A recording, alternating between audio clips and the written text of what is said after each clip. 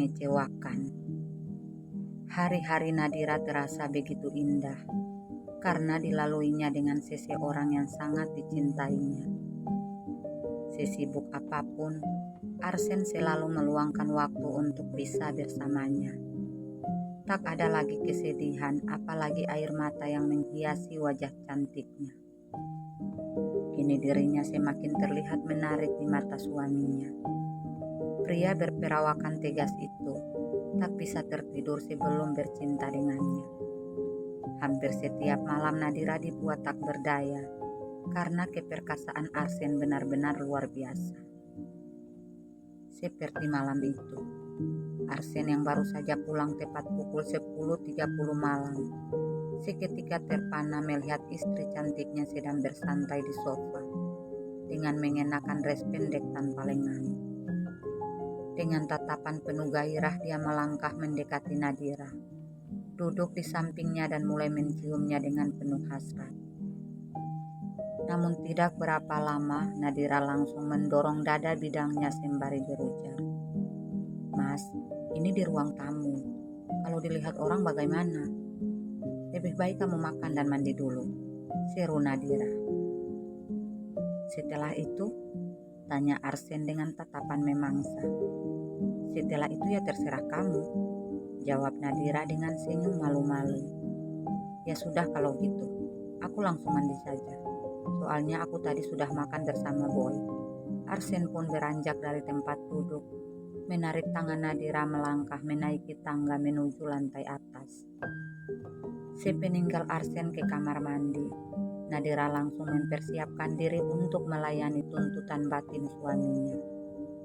Dia mengoleskan lotion ke seluruh badan dan tidak lupa menyemprotkan parfum di beberapa bagian tubuhnya. Setelah itu dia mulai berputar-putar di depan cermin, melihat tubuhnya yang tambah berisi dan semakin menggoda. Dia terus berputar dan tanpa sengaja tangannya mengenai suatu benda di atas meja, sampai terjatuh di atas lantai. Buru-buru dia berjongkok memunguti benda tersebut, dan tanpa sadar dress pendek yang dikenakannya ketarik sampai di pangkal pahanya sehingga memperlihatkan sebagian dalamannya. Dan saat itu juga Arsen keluar dari dalam kamar mandi. Melihat pemandangan menggiurkan itu, Arsen seketika terpaku menatap dengan tampang penuh birahi. Hasratnya semakin bergejolak. Rudal panjangnya tiba-tiba bangkit menonjol dari balik handuk yang dikenakannya. "Nadira, itu noda apa?" tanya Arsen saat melihat ada noda merah di celana Nadira. "Noda apa, Mas? Di mana?" Nadira bertanya sembari berbalik menghadap Arsen.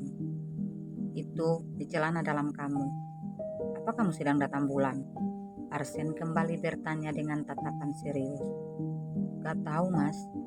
Sepertinya bukan, Mas," jawab Nadira dengan ekspresi yang menunjukkan kecemasan. "Coba kamu cek dulu," serunya sambil melangkah menuju lemari. Tanpa menunggu lama Nadira langsung bergegas melangkah menuju kamar mandi.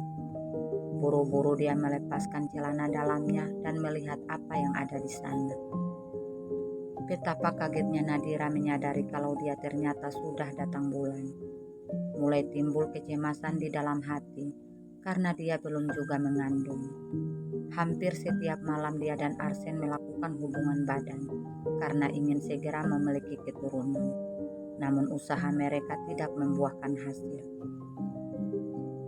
Perlahan Nadira pun keluar dari dalam kamar mandi dengan tampang yang terlihat begitu lesu. Melangkah menghampiri Arsen yang sedang duduk di tepi ranjang dengan tatapan penuh tanya. "Aku sudah datang bulan, Mas." Nadira memberitahukan keadaannya sebelum Arsen sempat bertanya. "Oh, aku nggak hamil-hamil ya, Mas.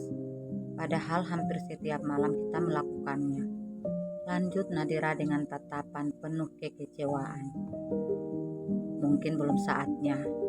Kita masih punya banyak waktu. Kamu masih muda, masih bisa mengandung berulang-ulang. Jadi jangan berputus asa hanya karena kamu datang bulan."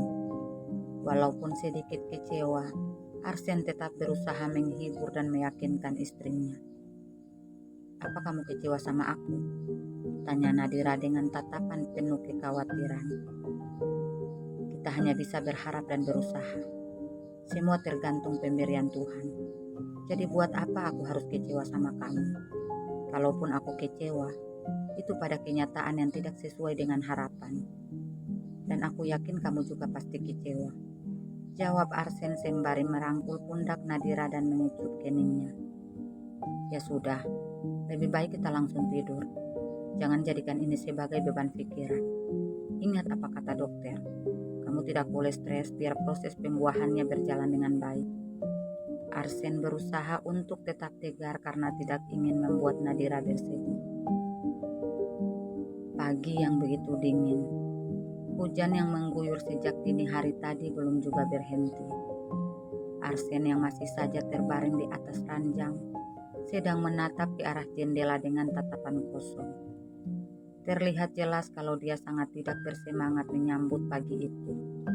Entah apa yang terjadi padanya. Apakah mungkin dia seperti itu karena kecewa dengan kenyataan kalau Nadira belum juga mengandung walaupun mereka sudah berusaha semaksimal mungkin.